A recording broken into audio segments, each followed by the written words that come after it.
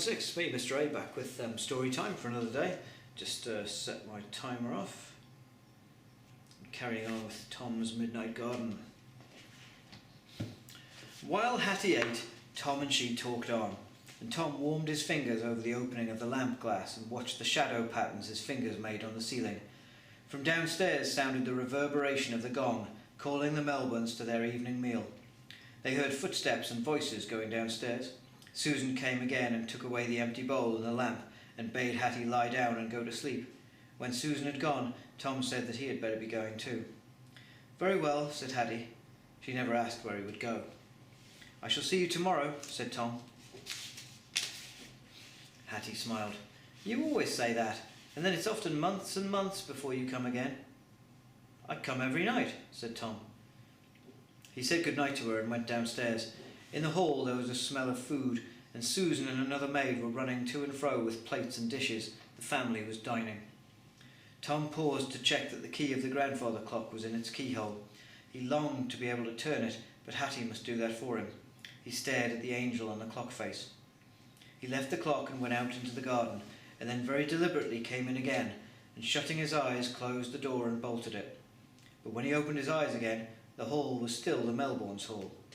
He went along it and upstairs, hoping desperately that even as he went the stair carpet and rods would dissolve away beneath him, and he would find himself on the way to the Kitsons' flat in his own bedroom. No such thing happened. He reached Hattie's bedroom. That should have been his. The door was ajar. "Who's that?" Hattie mumbled sleepily. "It's only me," said Tom. I came back for something." "Have you got it?" "No," said Tom. "But it's all right. Good night, Hattie." "Good night." He went downstairs and out into the garden and walked right round it, under the flickering bats, and then he tried again. The house was still the same. Still the Melbournes. "I shall never get back," Tom thought suddenly. And then, "I'll tell Hattie, I'll ask her what to do. I'll tell her everything, even if it does mean talking about ghosts." He went upstairs and slid into the bedroom and called Hattie's name in the darkness. She did not reply, and when he listened, he heard the regular breathing of a sleeper. He did not like to waken her and frighten her, so he crouched down on the floor by the bed, with his arm across one of hers, so that when she woke or even stirred, he would at once feel her movement. He let his head rest on his arm and gradually felt himself falling asleep. He did not know how much later it was when he woke, except that there was daylight in the room, and he was not cramped from his position on the floor. At first he did not know where he was. Then he remembered sharply and clutched with his arm across the bed, but the bed was empty. No Hattie. Then he saw that the bed was his, not Hattie's, and that this too was his bedroom, only a slice of a room with one barred window. Tom did not understand how he came to be there, but he was grateful with all his heart. He was about to climb into his cold bed when he remembered the bedroom slipper that wedged the flat door open.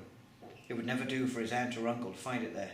Fortunately, the hour was still too early for them to be awake. He got the slipper, shut the front door and went back to bed. There he lay, looking up at the ceiling, until he heard his uncle go into the bathroom on the other side of the flimsy partition and start the water running for an early bath. A moment afterwards, his aunt came in to Tom, bringing the early cup of tea with which she spoiled him. "It's time to get up, Tom. The post has just brought a letter from home. One for you from Peter and one from me from your mother." Alright, that's the end of chapter 18. I'll be back again tomorrow with chapter 19, which is called Next Saturday. Have a great day, everybody, and I'll see you soon. Bye-bye.